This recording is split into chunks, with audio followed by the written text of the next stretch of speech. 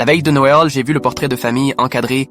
Mon visage n'y était pas du tout. Personne n'en a parlé. Pas un mot. J'aimerais dire que j'ai été surprise comme à la fin d'un film. Mais en vrai, je m'y attendais un peu. Je suis entrée dans le salon de mes parents. La neige collait encore à mes bottes. J'ai levé les yeux. Là, au-dessus de la cheminée, trônait une grande photo brillante, encadrée comme dans un magazine. La pièce maîtresse. Ma mère dans son tailleur rouge préféré. Le sourire comme si elle m'avait jamais ignoré. Mon père avec son sourire forcé façon selfie de vacances. Et mon frère, devant, en pull beige hors de prix, riant comme si sa carte bancaire venait de lui raconter une blague. Et moi, nulle part. Pas sur le côté. Pas flou au fond. Juste effacé. Un cadrage parfait. Propre, net, comme si j'avais été gommé de leur vie avec un logiciel. J'ai fixé la photo quelques secondes. Assez longtemps pour sentir mon estomac se tordre. Pas assez pour que quelqu'un s'en soucie. Le dîner est presque prêt, m'a lancé ma mère, comme si on était une famille parfaite. J'ai dit bonjour, enlevé mon manteau, et je suis allé dans la cuisine. Mon frère buvait du vin comme un animateur télé de Noël. T'es là, a-t-il dit avec un petit sourire suffisant. J'ai juste souri. Le genre de sourire qu'on fait quand on s'est déjà effondré ce mois-ci, et qu'on s'est juré de ne plus recommencer. Le repas était un spectacle. Mon père découpait le rôti comme dans une pub. Ma mère a complimenté la peau de mon frère 2 fois. Personne n'a demandé comment j'allais. Juste une question. Tu conduis toujours ta petite voiture? Traduction, on ne sait rien de ta vie. Mon frère a ouvert un coffret avec une montre en or vintage. Ma mère a juré que c'était rien d'extra, alors que le ticket de caisse était encore dedans. Moi, j'ai eu un mug. Dessus, c'était écrit « Fille préférée de quelqu'un ». Ironique ou pas. Après le dessert, j'ai dit que j'étais fatigué. La chambre d'amis est prête, a dit ma mère. Pas ma chambre, pas mon ancienne chambre. Une chambre beige, drap neutre, lampe qui clignote, récupérée du grenier. Je me suis assise sur le lit. J'ai sorti l'enveloppe que je traînais depuis des jours, papier épais, caché, embossé. Je pensais attendre après le matin de Noël. Mais cette photo, elle m'avait tout dit. Il ne m'avait pas oublié. Il m'avait effacé. Noël matin sentait la cannelle et le faux bonheur. Je suis descendu. J'ai posé l'enveloppe sur la table. Ma mère l'a attrapée, croyant sûrement à une facture. C'est quoi? C'est de moi, ai-je dit calmement. Fallait pas nous prendre de cadeaux, a ri mon père. Je sais, je voulais. Ils ont ouvert. Leurs mains ont tremblé. Mon père s'est penché. Silence lourd. Mon frère a levé les yeux. Qu'est-ce que c'est? Le testament de papy. Ma mère a cligné des yeux. On a déjà réglé la succession. Non, ai-je répondu. Vous avez réglé ce que vous m'avez montré, mais vous ne m'avez jamais donné la version complète. Le visage de mon père a pâli. La maison à Bellerive, l'appartement loué, il m'était destiné. Mon frère a ouvert la bouche. Quel appartement? Celui où t'as fait ton shooting l'an dernier. Personne n'a parlé. J'ai continué. Les loyers encaissés, les travaux, les mensonges, c'est de la fraude. On pensait pas que ça t'intéresserait, a soufflé mon père. Non, parce que j'ai jamais eu le droit de m'y intéresser. Vous avez fait en sorte que je manque toujours. Tu exagères, a murmuré ma mère. J'ai ri. Vous m'avez effacé d'une photo. Vous m'avez volé mon héritage. Et c'est moi qui dramatise. Je me suis levé. Vous n'avez plus rien à dire. Ma mère a tendu la main. Attends, on peut arranger ça. Je l'ai regardé droit dans les yeux. On ne répare pas ce qu'on a fait semblant de ne jamais voir.